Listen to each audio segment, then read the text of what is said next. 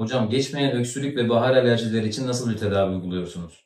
Öksürük ve alerji için ozon serumlarından uyguluyoruz. Ozon serumu 10 seanslık bir tedavi. Ozon kana karıştığı zaman serumla uygulandığında kana karıştığında oksijene dönüşüyor. Akciğeri çok güzel temizliyor. Akciğerinizde bir hasar varsa, bir hastalık varsa onu iyileştiriyor. İşte astım başlangıcıysa, çok yeni başladıysa, yeni ilaç kullanacaksanız ilaç kullanmadan düzelttiğimiz hastalar olabildi. İşte koahınız varsa oksijen seviyelerini yükseltebiliyoruz. Hatta oksijen tüpüyle gelen hastalarımız var. Öksürük de akciğerle ilgili olan bir hastalık. Ozonun ekstradan alerjiyi baskılama etkisi de var. Eğer yoğun alerjileriniz varsa ve buna bağlı öksürüğünüz varsa alerjiyi baskıladığı için rahatlatıyor. Akciğeri temizliyor. Ozonun ödem giderici etkisi var. Eğer boğaz bölgesine, farenkste ya da akciğerlerinizde ödem oluşuyorsa ve buna bağlı öksürüğünüz varsa gene bunu da rahatlatıyor. Haftalık uygulanması gereken bir tedavi, her seansta dozları ayarlanıyor, size göre planlanıyor ve peş peşe yapılması gerekiyor. Totalde 10 seansa kadar yapılabiliyor. Eğer yoğun şikayetleriniz varsa ve devamında daha da devam etmek istiyorsanız ayda bir tek doz hatırlatma dozları alabilirsiniz. Zaten hani şekere, kolesterole, kan damarlarına, bağışıklığa